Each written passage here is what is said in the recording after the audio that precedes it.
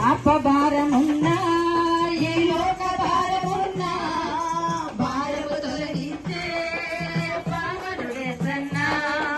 పాప భారమున్నా ఈ లోక భారమున్నా భారము తొలగించే పావనుడే సన్నా.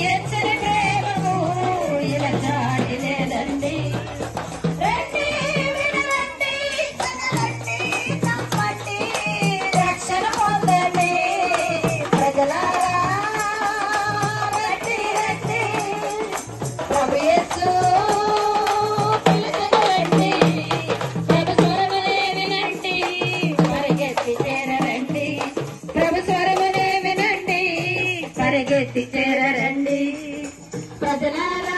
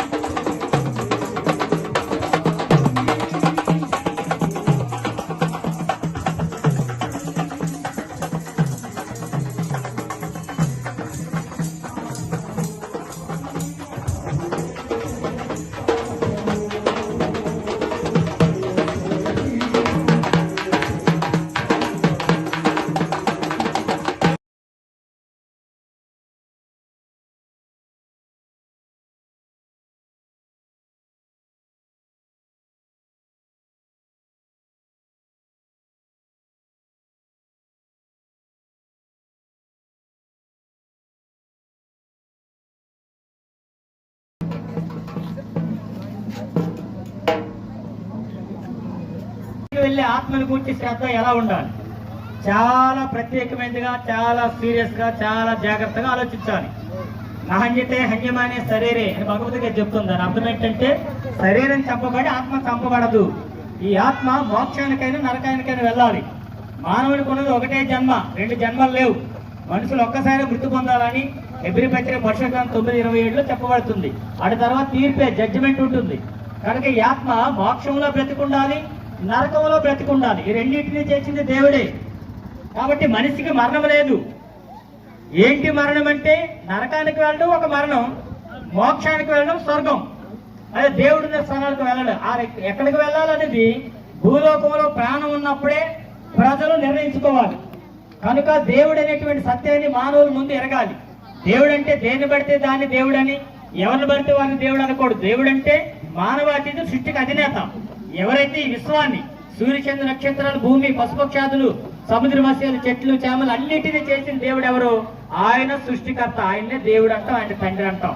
అలా చేయకుండా ఒక వ్యక్తిని దేవుడు అనకూడదు. అంటే మనం తప్పు చేసినట్లు అవుతుంది. ఒక బిడ్డను కన్నవాడినే తండ్రి అంటాం, ఎవరిని పడితే వాడిని తండ్రి అనం.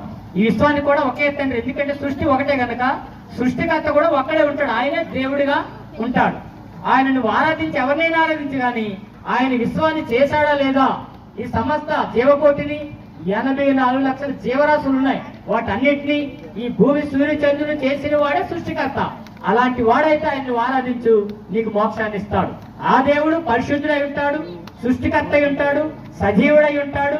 మాట్లాడితే జరిగే కార్యాలు మనకు కనిపిస్తాయి. ఈ విశ్వాన్ని గురించి ఇంట్రొడక్షన్ పరిచయము బైబిల్ గ్రంథంలో మొదటి పేజీలోనే మనకు కనిపిస్తుంది. మీరు ప్రపంచమంతా ఎక్కడైనా వెతకండి, ఈ మానవుడిని చేసినట్టు విధానం బైబిల్లో మాత్రమే కనిపిస్తుంది. ఆదికాండం 2:7 దేవుడైన యెహోవా నేల మంటితో నరుని నిర్మించి వారి నాసికా రంధ్రములో జీవవాయువుగా నరుడు జీవాత్మ అయ్యాడు. కనుక ఈ విధంగా మట్టితో ఎందుకు అన్నాడంటే, ఈ ప్రపంచాన్ని, భూగోళాన్ని ఆలోచిస్తే ఇదంతగా 75% నీరు, 25% నేల ఉంటుంది. ఇదంతా కలిపి భూగోళం. అలాగే మన దేహంలో కూడా మట్టిలో ఉన్న ప్రతి కణజాలు, లవణాలు కూడా మన దేహంలో ఉన్నాయి. అంతేకాదు 75% నీరు, 20% మట్టి మాత్రమే దేహంలో ఉంటుంది. ఇది రుజువు అన్నమాట. కాబట్టి మానవుడు తప్పకుండా మరలా మట్టిలో చేరాలి. కనుక మట్టి దేహమే. బంగారమ్మ బంగారం అనండి, గోకేరంటే రక్తం వస్తుంది కానీ బంగారం రాదు. ఎందుకని మట్టితోటే మనిషి చేయబడ్డాడు, మట్టి దేహం. కనుక ఈ మానవుడిలో ఉన్న ఆత్మ చాలా విలువైనది. ఇది వెళ్ళాలి మోక్షానికి, నరకానికంటే ఈ దేవుడిని ఎంచుకునే విధానాన్ని బట్టి ఆ తర్వాత నీ జీవిత గమ్యాన్ని నిర్ణయించబడుతుంది. కనుక సృష్టికర్తని దేవుడిని ఆరాధించండి, మోక్ష భాగ్యాన్ని పొందండి. ఇలాంటి ఆశీర్వాదము మీకు, మీ కుటుంబాలకు దేవుడు దయచేయను గాక. ఆమేన్. కృపాదానం గారు ప్రార్థన చేస్తారు.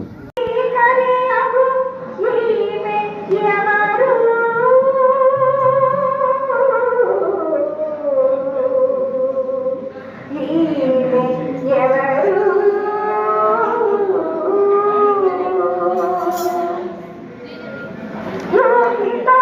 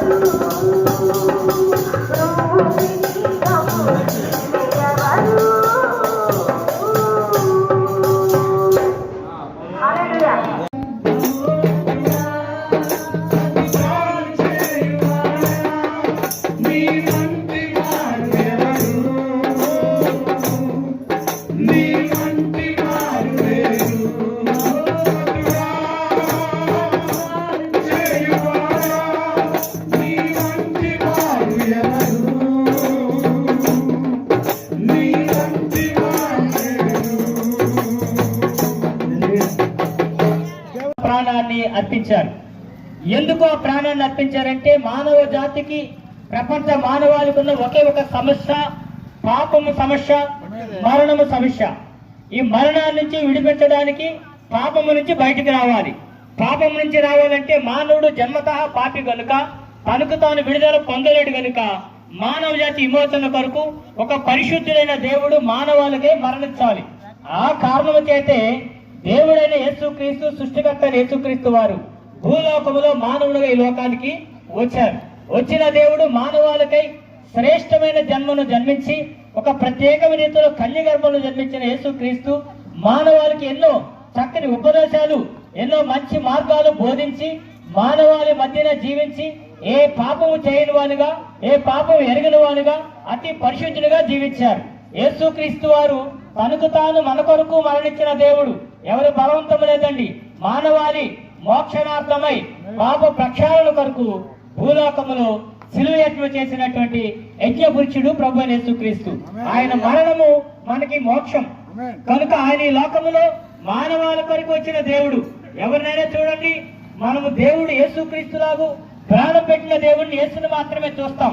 కన్య గర్భంలో అతి శ్రేష్టమైన రక్షకులుగా, పరిశుద్ధులుగా జన్మించిన దేవుడు ప్రభు యేసుక్రీస్తు.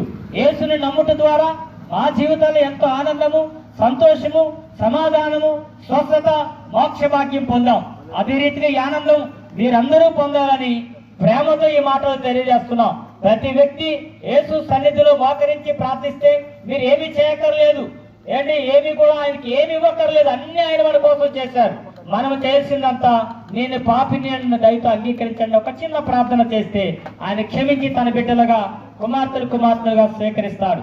కనుక ఆయన పాప సన్నిధిలో మీరు ప్రార్థించాలని కోరుతున్నాం. మనం తీర్థయాత్రలు చేస్తే వ్యక్తిగతమైన అనుభూతి వస్తుంది, కానీ మోక్ష భాగ్యం యేసు ద్వారా మాత్రం వస్తుంది. కాబట్టి మనం తీర్థయాత్రలు ఏదైనా దాన ధర్మాలు ఎన్నో చేస్తాం. మన భారతీయ వేదాలు చెప్తున్న సత్యము, నా పుణ్యం ధన ధర్మాన నఖర్మ పుణ్యం అవుతే నా పుణ్యం ప్రాణధనచ్చ జగత్ పుణ్యము నహీనే అన్నది. అంటే దానము, ధర్మము, యజ్ఞము, కర్మకాండ మోక్షానికి చేర్చు.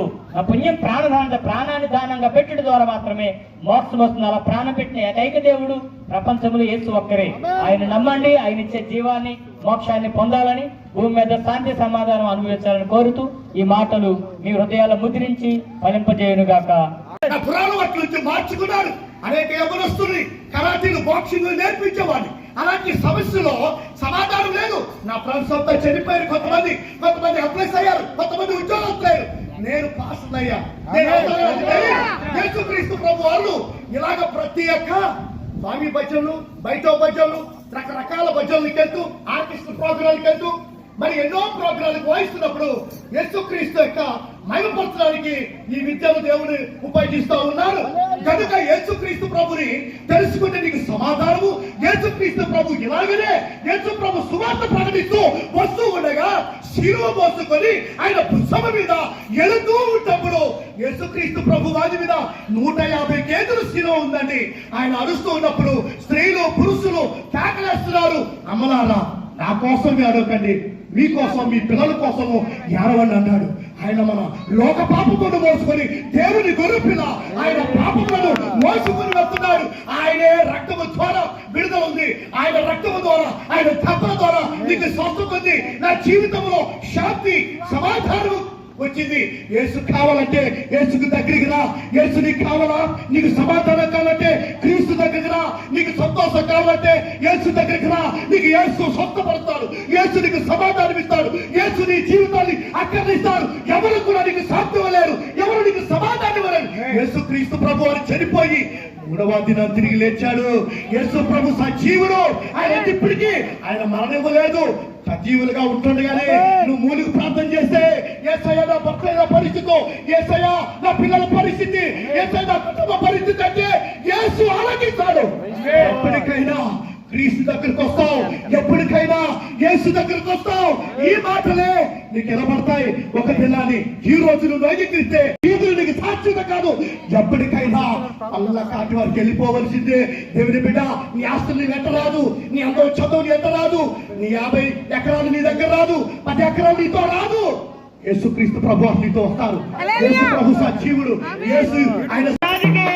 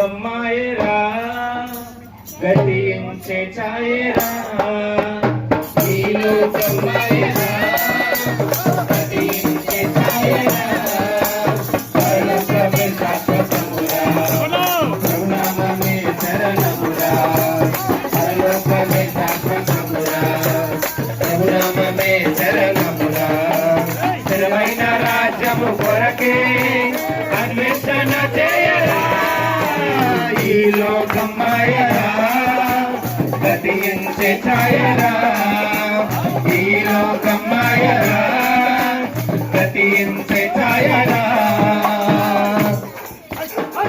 అందమైన రంగులతో రకరకాల హక్కులతో నిన్ను ఆకర్షించురా అందమైన రంగులతో రకరకాల హంగులతో నిన్ను ఆకర్షించురా గురి చూసి ఎరవేసి పాపంలో పడదోసి దైవానికి దూరం చేసేనురా దైవానికి దూరం చేసేనురా ఈ లోకం మాయరా గతించే ఛాయరా ఈ లోకం మాయరా గతించే ఛాయరా పాపిని పరిశుద్ధపరిచి తలశుద్ధునిగా చేయాలని యేసు పరమును వీడెరా పాపిని పరిశుద్ధపరిచి తలశుద్ధునిగా చేయాలని యేసు పరమును వీడెరా ఇడలోని తన వారిని పరలోకం చేర్చాలని భూమి ఆకాశం మధ్య నిలచరా భూమి ఆకాశం మధ్య నిలచరా ఈ లోకం మాయరా గతించే ఛాయరా ఈ లోకం మాయరా గతించే ఛాయరా పరలోకమే శాశ్వతమురా ప్రభునామమే శరణమురా పరలోకమే శాశ్వతమురా ప్రభునామమే శరణమురా స్థిరమైన రాజ్యము కొరకే అన్వేషణ చేయరా ఈ లోకం మాయరా గతించే ఛాయరా ఈ లోకం మాయరా గతించే ఛాయరా ఈ లోకం మాయరా గతించే ఛాయరా ఈ లోకం మాయరా గతించే ఛాయరా బోలో యేసు మహారాజ్ కి మీ పాపం పోవాలంటే మీరు శాపం నుంచి విడుదల కావాలంటే మీకు శాంతి సమాధానం కావాలంటే యేసునే నమ్మాలి యేసునే నమ్మాలి నమ్మాలి దేవుని వాక్యాన్ని రవికుమార్ ప్రపంచంలో మరణాన్ని జయించిన ఏకైక దేవుడు మానవ అవతారిగా జరించిన దేవుడు మానవునికి ప్రత్యేకమైన రీతిలో తల్లిదండ్రులు జన్మించినటువంటి లోకరక్షకుడు యేసుక్రీస్తు వారు కనుక మానవ జాతిని రక్షించే దేవుడుగా మరణాన్ని జయించి రుజువు చేసిన దేవుడు కనుక ఆయనకి మీ హృదయానికి ఆ క్షేమాన్ని పొందాలని ప్రభు పేరట మీకు మనవి చేస్తున్నాం. ఆ దేవుడు అలాంటి క్షేమకరమైన మార్గాన్ని మీ అందరికీ అందించుగాక.